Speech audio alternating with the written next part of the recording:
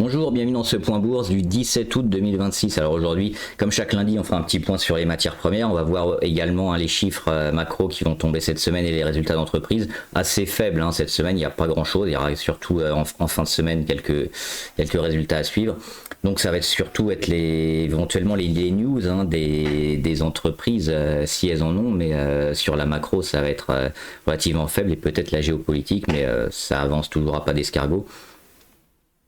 On va voir également les valeurs sur le CAC 40 que je trouve intéressantes, c'est-à-dire les valeurs qui ont des configurations plutôt favorables et une macro aussi intéressante en termes de fondamentaux et de visibilité. Donc il y a quelques valeurs comme ça sur lesquelles je pense qu'on peut se pencher et qui ont des belles perspectives à venir. On va voir surtout sur les graphiques. Et puis on va voir aussi l'action du jour, pourquoi elle a bien progressé. Et les plus hauts qui sont dépassés.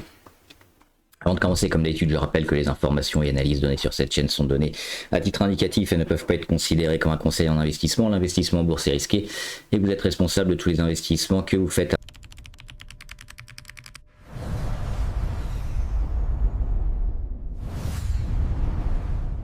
Alors l'action du jour, c'est Argenx. On va voir le graphe après, là c'est les fondamentaux, on le voit. On l'avait joué Argenx il y a quelques semaines, quelques mois. Moi j'étais parti sur objectif. Elle a consolidé un peu et là elle est en train de repartir. Pourquoi? Parce qu'elle a donné des très bons signaux, notamment sur des thérapies, des thérapies en cours sur la phase 3. Donc c'est la dernière phase avant la mise sur le marché et l'autorisation de mise sur le marché de l'équivalent de la FDA.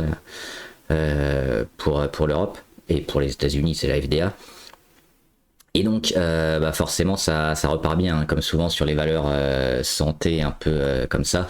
Là on a juste les revenus qui sont en train d'exploser depuis 4 ans, elle est bénéficiaire depuis 2-3 ans en termes de résultats nets, les fonds propres évidemment qui explosent aussi, la trésorerie, on avait près de 3 milliards l'année dernière, on est en euros. Donc c'est parfait et puis on le voit la marge opérationnelle qui est devenue enfin positive l'année dernière, donc on voit vraiment un changement depuis quelques années et même quelques mois encore où on a une accélération et donc Argenx qui était une super valeur qu'on avait jouée et qui repart. On avait parlé par ici, elle avait consolidé un peu mais on était revenu sur objectif, c'était ici notamment les 810 € qu'elle a touché.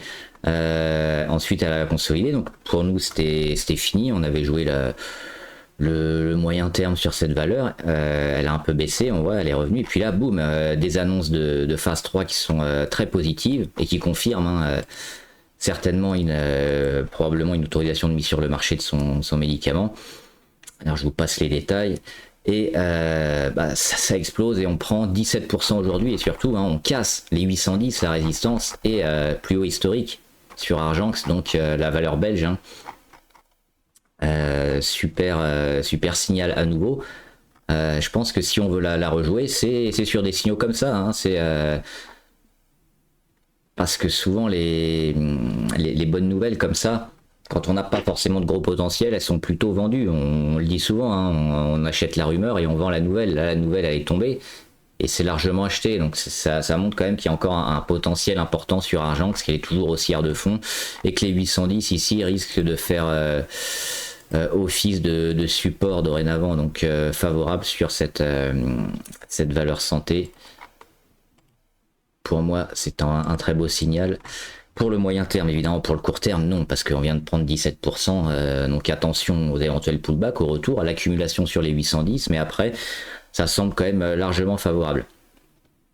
Avant de voir les matières premières et le CAC 40, on va parler un peu des annonces macro de cette semaine.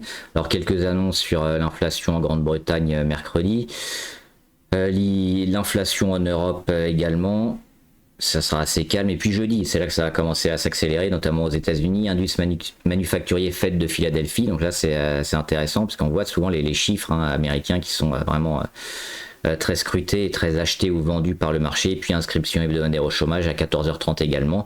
Et enfin vendredi, on aura quelques chiffres sur les PMI services et manufacturiers, notamment en France, en Allemagne et aux États-Unis, à 15h45 aux États-Unis. Ces chiffres-là seront vraiment importants, et ils étaient dernièrement plutôt très bons. Mais toujours au-delà des 50, au-delà des 50, on a un marché qui est en expansion, donc plutôt toujours rassurant.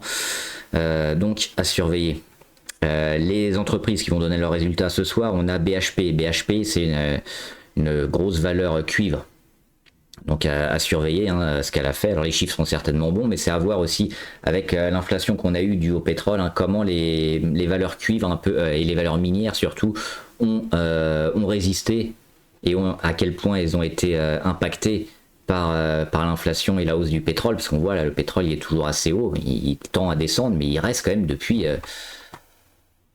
le mois de mars au-delà des 75 $, donc ça dure. Donc on a un pétrole cher, donc on a des prix et des matières premières, des prix de production un peu chers et un peu en hausse. Donc comment les minières s'en sortent, même si le cuivre est plutôt haussier, ça va être intéressant de voir ça. Mardi, on aura Xiaomi en Chine, juste la voir, parce qu'elle revenait bien là depuis quelques semaines, Xiaomi. On va la voir. Hop, au Nasdaq par exemple. Ici, depuis le fin juin, on a eu un rebond et on est revenu autour des 3,40 là au Nasdaq. Alors on voit que c'est toujours baissier, mais c'est une première réaction, et on pourrait avoir la confirmation donc sur les résultats demain, si Xiaomi est à nouveau acheté par le marché ou si on repart vers le bas. Donc il y aura peut-être quelque chose à jouer, à surveiller aussi les autres chinoises, mais là des résultats précis comme ça sur une tendance qui a donné des premiers signes de fin de baisse, ça peut être intéressant. On aura également Home Depot et on aura Baidu en Chine. Alors en Chine, des fois ils annoncent des résultats, ils les donnent pas, donc on verra si ça sera bien fait mardi. Jeudi, on aura Walmart aux États-Unis, les grands magasins. Alibaba encore en Chine, c'est la semaine chinoise. DAQO, New Energy, je voulais rajouter aussi parce qu'on la suit sur l'énergie en Chine. Et enfin Kinépolis, les cinémas en Belgique. Il me semble que c'est belge, Kinépolis. Mais il y en a partout, il y en a en France aussi, les cinémas Kinépolis. Donc voilà pour les résultats. On va regarder donc les matières premières et donc ce pétrole qui consolide plus ou moins, mais toujours au-delà des 75, c'est notre ligne verte ici, 73. On voit qu'on a fait des petits rebonds, mais ces rebonds ils sont quand même un peu de moins en moins forts, donc il n'y a rien en termes de news sur USA-Iran, donc on va pas en parler. La tendance c'est celle-là, c'est plutôt une tendance à la consolidation, mais une consolidation lente parce que il n'y a pas trop de nouvelles, parce qu'ils n'arrivent pas à s'entendre et qu'il y a toujours des problèmes sur le Détroit, donc. Mais a priori, faut jouer à moyen terme le pétrole entre les 60 et les 73. C'est mon avis, je peux me tromper évidemment, mais c'est plutôt le sens de l'histoire sur le pétrole. Alors évidemment, il pourrait y avoir des petites pics, encore des petites résurgences assez fortes, haute et rapide, mais sur le moyen terme, on est plutôt appelé à consolider, ce qui est déjà un prix du pétrole assez cher. Le cacao, j'avais joué le cacao, moi j'étais parti, j'avais joué juste en court terme, mais on sent la tendance moyen-long terme sur le cacao qui est en train de... Oui, c'est un moment que j'ai vendu, hop, qui est en train de se retourner à la hausse. On avait parlé de beaucoup de matières premières, autres que le pétrole, des matières agricoles aussi, qui étaient en train de repartir à la hausse. Le cacao, c'est le cas, et on le voit bien là sur ce graphe, un peu avec des vagues d'Elliott, des plus hauts de plus en plus hauts, des plus bas de plus en plus hauts, avec des petites consolidations, et puis à chaque fois, on bat les anciens records, et la tendance dans un canal haussier comme ça, donc toujours favorable sur le cacao. Le café, il y a eu un rollover sur le café, hop. On est en train de congestionner ici. Ça fait exactement ce qu'on espérait, c'est-à-dire le breakout, le pullback sur la moyenne à 200, la congestion, normalement on doit sortir vers le haut. Alors c'est toujours mieux d'attendre, d'avoir cette confirmation, mais là aussi sur le café on pourrait repartir à la hausse. Donc pour l'instant ça congestionne un peu, mais on pourrait avoir une tendance haussière très bientôt sur le café. Le cuivre, on l'a dit, toujours haussier de fond, long terme sur le cuivre. Ça fait plusieurs fois quand même qu'on tape des résistances là depuis le mois de janvier, mai, juin et maintenant août. Ça devrait casser, puis surtout la tendance continuer sur le cuivre, on en a énormément besoin. Donc c'est toujours un pari gagnant, je pense, de jouer ces matériaux plutôt sur le long terme, évidemment. Le maïs, il n'y a rien à en dire. Le blé plutôt haussier, là on a le blé un peu plus européen, on va dire, qui a fait son pullback, qui a pas tout rendu et qui est déjà en train de rebondir. Donc a priori ça devrait être haussier hein, sur le blé. Gaz naturel il est monté trop haut, donc on redescend. Donc là aussi il faut attendre que ça digère longtemps hein, sur le gaz naturel pour revoir un peu de spéculation et de construction, parce qu'on est passé là de 70 centimes à 4,50 $. Donc forcément ça descend. Plutôt éviter hein, d'essayer de jouer ces petits mouvements là, il n'y a rien à faire. Le jus d'orange c'est toujours baissier, on est dans un canal baissier depuis le début d'année sur le jus d'orange, dans une tendance aussi baissière, donc rien à faire. Palladium platine, on a vu des réactions hein. Palladium les plus bas de fin juin et depuis on reprend, on avait parlé ici avec la sortie le 4 août et on voit hein, que ça confirme. Alors il y a cette petite résistance, c'est dommage, 1416 là, une fois, deux fois, trois fois, on n'a pas réussi à la casser, donc on repart un peu, mais on a quand même donné des signaux plutôt forts sur le palladium, et ça revient acheteur, hein. Platinium c'est pareil, l'accumulation là sur les 1627, sur le contrat futur, le 4 août ça pète aussi, et petite résistance, mais on voit qu'on rend quasiment rien, donc c'est amené certainement à progresser. Le soja, il n'y a rien à en dire non plus, l'or, évidemment, parlé pendant des mois, alors rachat sur les 4000, hein, c'était des achats à bon compte évidemment, les banques centrales continuent d'acheter beaucoup d'or, et c'est un actif plutôt toujours recherché aussi et haussier, donc passer la consolidation, parce qu'on est passé rapidement hein, sur les 5600 quasiment au début de l'année, donc on perd beaucoup, on va revoir en pourcentage, on a perdu quasiment 30% en 4 mois. Donc c'est beaucoup sur un minerai. Donc accumulation 4000, le support des 4000 a été acheté. Et derrière, on repart, là on est déjà sur la résistance. On l'avait dit depuis un moment, hein, on était haussier moyen long terme sur l'or. On a eu cette petite baisse là, mais qui était plutôt hein, des opportunités. On est toujours haussier sur l'or et on n'est pas loin, on le voit, de casser cette zone là, hein, à nettoyer. L'oblique sur les deux plus hauts, là, le plus haut historique, le petit rebond du mois de mars. Et là, on est quasiment dessus au mois d'août, avec la moyenne à 200 qui est là. Donc là aussi, si on casse, ça peut faire peut-être une montée en flèche sur l'or. Évidemment, on est haussier hein, pour la fin d'année sur l'or.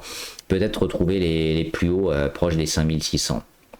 L'argent, c'est pareil, un peu moins fort, parce que sur l'argent, je pense que la montée et la hausse, elle a été beaucoup plus haute et un peu plus fulgurante. Donc ça met plus de temps à être digéré. Mais c'est la même chose, hein. On voit aussi les plus hauts. Là, on les a cassés, par exemple. Le plus haut et le rebond, alors le rebond il n'était pas au même endroit, mais c'était le rebond du mois de mai. On vient de le casser la semaine dernière. Là aussi on n'est pas loin de la moyenne à 200, c'est racheté sur les 54 $ l'once sur le silver, donc favorable aussi, hein. On devrait avoir une progression peut-être un peu plus forte prochainement. Le sucre toujours haussier, on a fait un breakout, là on est en train de revenir, peut-être un jour de retard, c'est pareil sur le TF, la Wisdom Tree, hein. On est en train d'acheter plutôt et on voit que le pullback il n'a pas trop tendance à se faire pour l'instant, donc on a peut-être encore un peu de force pour jouer le premier mouvement, et à la fin du premier mouvement on aura le pullback, un peu de construction et on repartira certainement à l'avant. Donc à voir pour ceux qui vont jouer uniquement le très court terme, on aura peut-être des signaux baissiers, pour l'instant on les a pas encore, mais pour le retournement c'est toujours plutôt bien orienté. Le blé plutôt américain, c'est pareil, hein, comme le blé européen plutôt favorable. On avait parlé hein, avec cette cassure ici début juillet. Donc ça casse, pullback, accumulation, et là on est en train de repartir. Donc oui, le but c'est de revenir là et de revenir fortement. Si on revient et qu'on n'arrive pas à casser cette zone qu'on avait déjà atteint là, mois de juillet, hein, 22, 23, 24 juillet, on perd un peu en force. Donc peut-être quitter. Moi j'avais déjà quitté hein, le blé. J'ai joué que la première poussée court terme, mais là aussi on a du retournement qui potentiellement se fait, c'est-à-dire que si on revient hein, sur ces niveaux là 720, c'est-à-dire par rapport à aujourd'hui environ 6%, 6% et demi, et qu'on le casse assez facilement, oui la tendance elle sera bonne, hein. On aura toujours des plus hauts de plus en plus haut et un retournement qui est en train de se passer. Et enfin l'uranium, c'est bien sur l'uranium. Mais la moyenne à 200, là, on est resté 2 jours au-dessus et puis un cassé. Mais là, on revient. Donc finalement, ça c'est peut-être quand même se jouer. on voit quand même des signaux de force hein, sur l'uranium, mais il n'y a pas la grosse dynamique qui nous fait que là tout le monde va être acheteur sur l'uranium, l'électricité. Il y a aussi à parler des hyperscalers, parce que là aussi ils ont des contrats un peu où en fait ils réservent pas mal de contrats pour leur data center avec des fournisseurs d'énergie et surtout des fournisseurs d'énergie électrique, donc en rapport avec l'uranium et le nucléaire. Et ils sont un peu obligés de réserver plus parce que sinon s'ils n'ont pas assez, ils vont être un peu dans le pétrin. Et souvent, ce qui se passe, c'est que les réservations, après, ils en annulent certaines. Donc on se dit, ah, ça va plus, Alphabet, ça va plus, mais ta plateforme, ça va plus. Ils commencent à baisser leurs prévisions. Non, ils font ça tout le temps. Ils ont une surallocation de production électrique parce qu'ils prévoient toujours un peu plus. Et après, ils se réajustent. Ils préfèrent faire ça que l'inverse parce que ça coûte moins cher et surtout ça leur permet d'avoir 100% hein, de leur capacité sur l'électricité. Donc l'uranium peut aussi s'ajuster face à ça. On va regarder le CAC. Le CAC 40. Pas mal de rouge aujourd'hui. Il est où? Il est là. On perd 0,6. Alors les plus hauts, hein, 8755. Depuis, on voit qu'on consolide un petit peu. À chaque fois du rouge, mais rien d'anormal. Hein. On revient gentiment sur la moyenne à 20. Mais bon, il n'y a pas trop de catalyseurs. Hein, là. On a une fin d'été où, vu qu'il ne se passe rien au Moyen-Orient depuis un moment, les résultats sont passés. On va attendre la rentrée, mais c'est un peu morne pleine, à moins qu'on ait vraiment des annonces fortes sur des secteurs clés en particulier ou des entreprises ciblées. On est plutôt dans des sous-vagues et pas vraiment des changements de tendance assez fortes sur le CAC 40. On va regarder juste les grosses variations et surtout après les valeurs hein, plutôt favorables sur le moyen long terme. STM, on voit que les semi-conducteurs ont tendance à repartir et STM pas loin de recasser. Les résultats, ils avaient été vendus. Mais la tendance quand même semi, elle est déjà en train de reprendre, on a l'impression, hein, la tech aussi, donc on voit que alors de toute façon ils étaient montés trop haut, on a potentiellement encore un petit peu plus bas, vers les 41 ou les 38 hein, à aller chercher, mais certainement que ça reprendra après, alors ça peut déjà repartir maintenant ou repartir dans quelques semaines, mais c'est plutôt favorable sur ST microélectronique, donc c'est toujours éventuellement à surveiller, à renforcer sur des replis. C'est plutôt une valeur hein, intéressante, mais sur la dynamique court terme, on ne l'a pas encore. C'est peut-être encore un peu tôt, d'autant que hein, cette zone des 49, on le voit, échec, échec, échec, échec, échec. Pour l'instant, on n'arrive pas à passer les 49, mais le jour où on passe, on sera pas loin de l'oblique et de tout casser à la hausse. Donc, ça se surveille. Hein. 5% quand même aujourd'hui, on dirait pas, hein, mais 5% graphe assez volatile depuis la poussée là en gros les résultats du mois d'avril, on a des chandeliers qui ont vraiment explosé hein, en termes de volatilité sur ST microélectronique. Sanofi non, toujours pas, il n'y a rien à en dire, c'est toujours baissier. Alors ça travaille quand même depuis un moment là sur les 78, on a un premier échec là sur les 78, ensuite un deuxième, puis un troisième, puis un quatrième, puis un cinquième, ça n'arrête pas. Mais ce qui est positif, c'est que après ces échecs, les replis, ils sont pas de plus en plus bas, ils sont plutôt au même niveau. Donc on sent que la baisse est terminée. Hein. On a baissé, on latéralise, peut-être qu'on va repartir. Et pour l'instant, on latéralise, donc toujours trop tôt sur Sanofi. Et le luxe qui a du mal, hein, Kering, alors rien de catastrophique pour moi. Toujours des valeurs plutôt à renforcer sur des replis, hein, parce qu'on a beaucoup de catalyseurs négatifs. Donc pour moi, c'est maintenant qu'il faut jouer le luxe, ou alors ici hein, sur les 240-250 sur Kering, si on comble le gap là, ça n'a pas trop de raison de baisser beaucoup plus. Ça me semble être des zones qui sont accumulées depuis un moment et sur lesquelles on pourrait hein, repartir assez fortement. Et Stellantis, non, toujours pas. Hein, Stellantis, c'est une catastrophe. On va voir maintenant les valeurs que j'aime bien sur le CAC 40. Et qui pourrait s'acheter. Alors Air Liquide, forcément, Air Liquide, hein, tout le monde l'aime bien.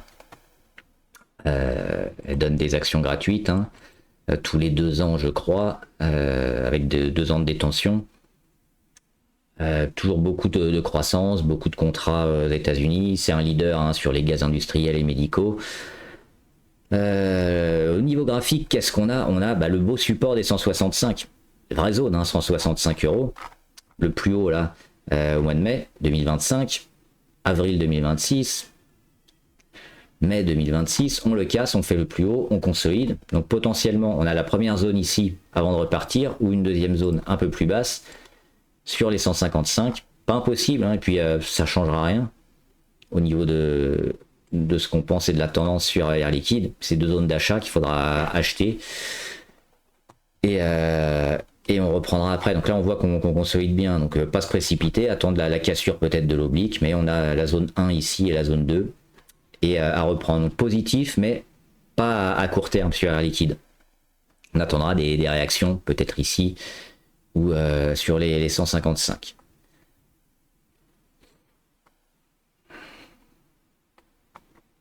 Bouygues, j'aime bien aussi. Il y a une belle tendance, on a eu une consolidation, on a eu un gros signal là sur résultats. Alors forcément après, hein, les résultats où on a pris quand même 7%, ça a été en partie vendu. Rien de catastrophique non plus, d'autant que on a des retours ici proches de moyenne à 200, on lèche l'oblique. Potentiellement on aura cette troisième et dernière zone, hein, d'accumulation avant un redémarrage. Alors là aussi, peut-être pas se laisser embarquer par des plus bas, hein, c'est-à-dire que hop, si les plus bas à 45,7 viennent à lâcher, et la moyenne à 200 aussi, on a les 44 en dessous, mais faudra rester prudent. Donc là aussi, c'est plutôt à voir si on a un début de reprise haussier et acheteur sur Bouygues. C'est à acheter parce qu'on a des configs intéressantes et pas mal de visibilité aussi sur Bouygues. Mais il faut que ça soit validé par le marché. Là, on regarde les volumes, il n'y a rien, hein, depuis boum. Ici, le 19 juin ou le 29 mai, il n'y a pas grand chose. Mais même les volumes des résultats, ils étaient assez faibles finalement. Donc il faut attendre. Mais elle reste quand même plutôt bien orientée par rapport à d'autres, et beaucoup d'autres.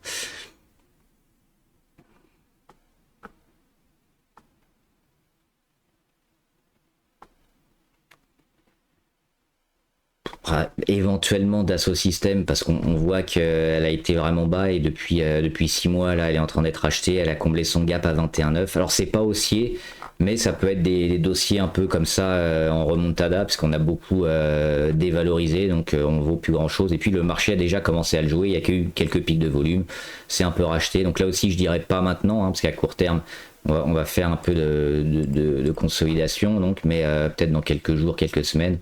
Là, on est un peu haut niveau MACD, niveau RSI aussi, mais si on baisse, on a une début de réaction.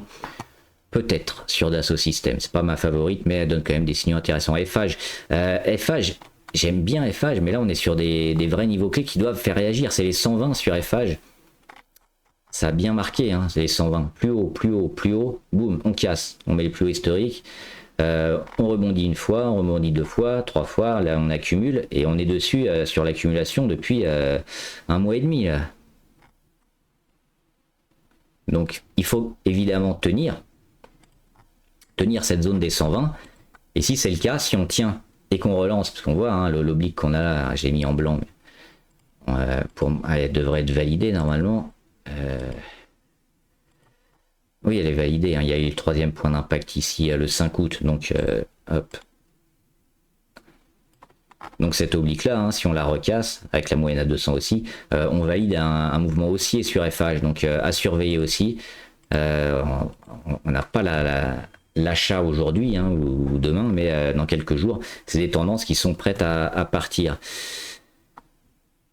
Et Silor Luxottica aussi, pour moi, c'est de l'accumulation ici sur des prix assez bas, avec quand même des fondamentaux énormes, pas mal de visibilité, éventuellement des catalyseurs avec les lunettes connectées, bon, qui ont été un peu attaqués, mais qui restent présents. Ça doit repartir vers le haut, hein, et Silor, et puis on se rapproche de plus en plus de l'oblique ici. Alors oui, hein, il y a un peu de baisse dernièrement, mais finalement, on est toujours dans l'ellipse ici depuis un moment.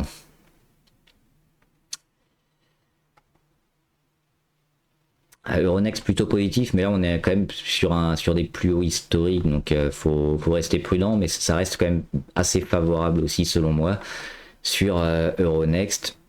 On a pas mal de valeurs du luxe aussi, alors là on va pas les mettre, mais c'est des signaux aussi assez d'accumulation sur des points bas, donc je pense que le risque il est assez limité sur les valeurs luxe. On a vu Essilor qu'on peut mettre aussi un peu dans valeurs luxe, Hermès, Kering et LVMH qui sont dans les mêmes configurations, qui devraient repartir. Mais là, on a peut-être un temps un peu plus long que sur les autres. Kering, c'est la même chose, hein, revenir ici sur les 236. Le grand est pas mal, hein, pas loin de casser, pas mal de contrats avec les data centers comme Schneider, donc ça aussi c'est favorable sur le grand. Ça devrait avoir un gros signal haussier d'achat peut-être dans quelques jours sur le grand. LVMH, hein, pareil, on est sur des points bas, il n'y a plus trop de raison de vendre, hein, sur ces niveaux-là, donc mais prudence en termes de temps. Pernod Ricard, ça peut se jouer aussi, hein. On a parlé du secteur alcool qui avait été beaucoup dévalorisé, puis les taxes qui commencent à se négocier à droite à gauche. Pernod Ricard, ils sont en train de revenir, ils ont dépassé les 66 ici, donc pour moi, hein, au-delà des 66, on est en mode retournement sur Pernod, et là on rattaque les moyennes les plus longues, c'est pas mal, donc ça peut se jouer, ça doit se jouer maintenant, hein, Pernod Ricard. Publicis, c'est plus le moment de les jouer, on en avait parlé ici avec l'achat de LiveRamp le 18 mai, c'était là où il fallait acheter, on avait donné après un signal d'achat encore favorable, hein, en cassant les 82, là on est déjà sur les 100, donc c'est toujours aussi à court terme, mais c'est trop tard, je pense, pour acheter Publicis. Renault, non, c'est toujours catastrophique, hein, ce que fait Renault. Safran, c'est pareil, on est un peu haut, le timing n'est pas idéal. Saint-Gobain, ça se surveille, on va pas les mettre. Sanofi, non. Schneider, plutôt favorable. Alors là aussi, on se rapproche peut-être de l'objectif, hein. Moi, j'avais parlé des 320, mais on a quand même un narratif favorable, hein, sur Schneider Electric, sur les data centers, sur les contrats qui arrivent et qui commencent à se voir dans les chiffres. Donc, a priori, hein, on peut espérer des belles tendances et des belles dynamiques pendant plusieurs semaines, et des rebonds assez rapides sur les moyennes à 20, par exemple. Thales, c'est pareil, ils sont sur leur résistance. Là, on a eu un beau rebond de beaucoup de valeurs défense-guerre. Mais finalement, on est dans un range entre les 22 et les 27. Donc, il n'y a pas grand-chose à faire pour le moment. Total, c'est un peu surévalué. Pour moi, on achète plutôt Total autour des 60-65 actuellement. Unibail, éventuellement, on a un support à 101. Veolia, non. Et Vinci, oui, comme Eiffage, hein. Vinci, ça se surveille. On a des niveaux clés sur lesquels on est, hein.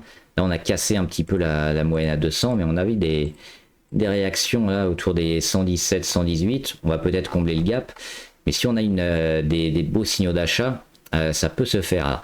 Depuis 2-3 jours, c'est un peu négatif ce qui se passe sur Eiffage et Vinci. Ça peut durer encore quelques jours, on peut se permettre, mais faut pas que ça continue à baisser. C'est-à-dire que souvent on a, hein, des niveaux clés comme ça, où il y a beaucoup, faut regarder les volumes, où beaucoup pensent que c'est des niveaux à pas casser. Et derrière, on va chercher tous les stops, parce que les pros, hein, ils ont les carnets d'ordre avec les stops de la plupart des gens, donc ils savent où vont se déclencher les stops, et ils ratissent tout le monde, et après ça repart. Donc ça peut arriver aussi. Donc, parce que la tendance, elle est plutôt un redémarrage. Là, on voit, hein, la consolidation, la congestion.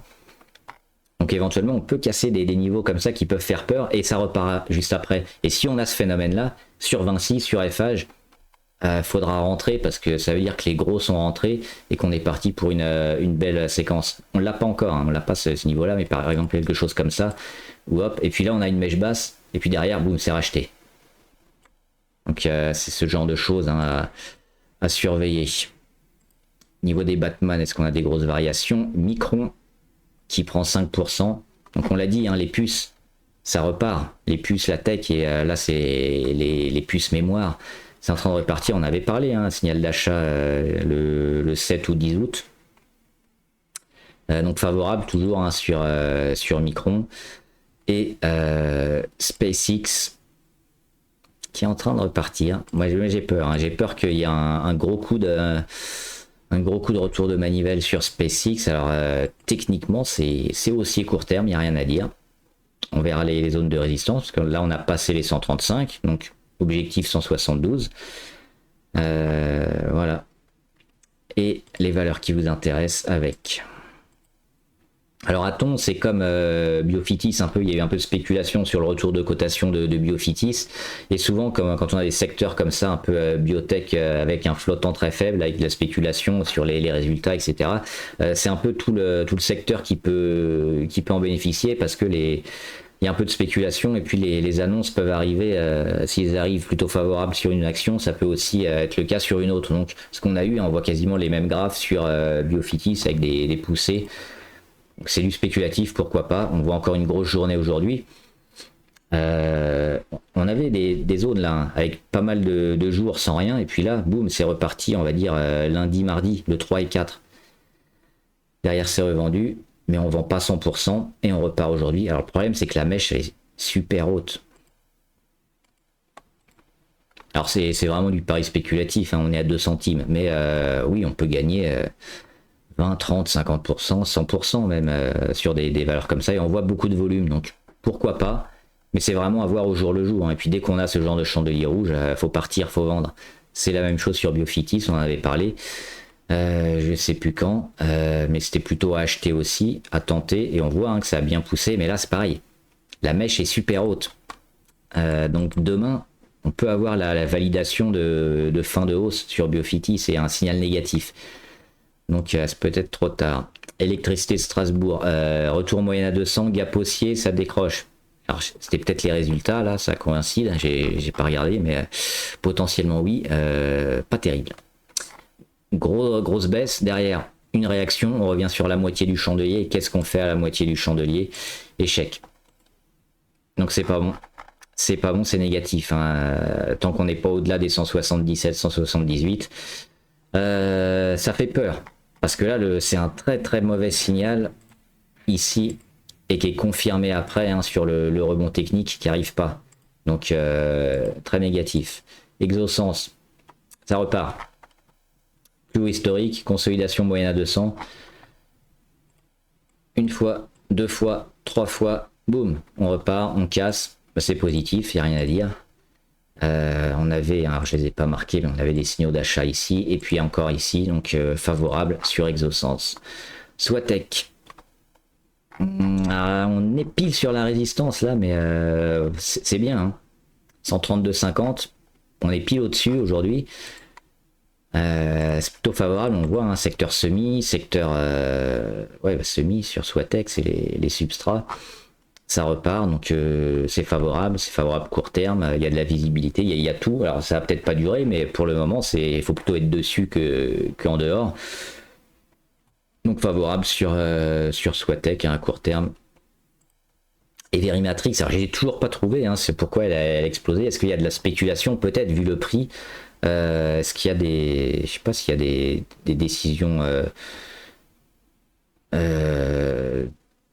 en cours au niveau judiciaire ou pas, mais j'ai un peu cherché, j'ai pas vu, donc elle avait déjà explosé, on en avait parlé ici, le 4 août, derrière, on a un tout petit retour ici, et on repart aujourd'hui avec encore beaucoup de volume, je sais pas ce qui se passe sur Verimatrix, alors c'est haussier, certainement de la spéculation, parce qu'on était proche du chaos, là, à 18 ou 20 centimes, on vaut déjà 33 centimes, avec alors c'est des volumes sur 33 centimes, hein, si on compare avec les volumes ici sur 2 ou 3 euros, en termes de capital échangé, ça fait pas beaucoup.